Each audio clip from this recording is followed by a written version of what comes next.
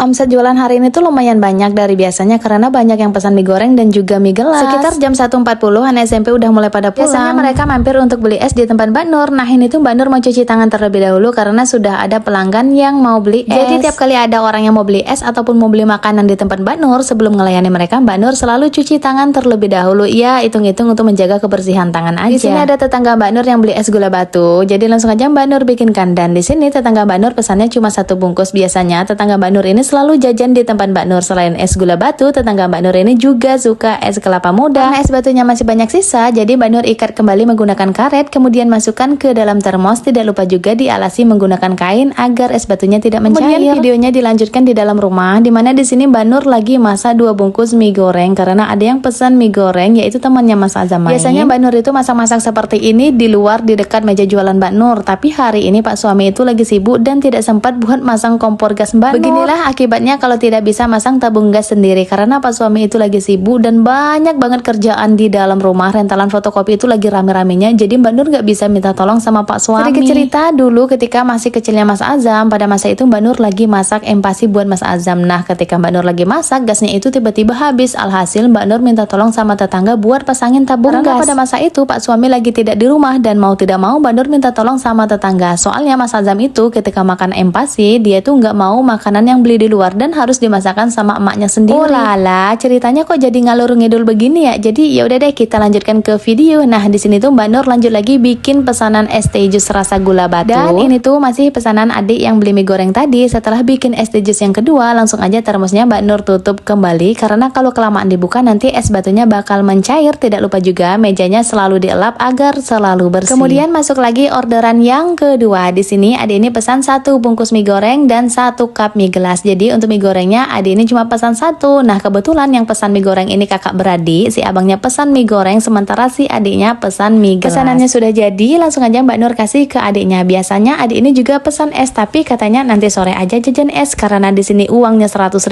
dan belanjanya 5.000. Jadi untuk kembaliannya Mbak Nur kasih 95.000.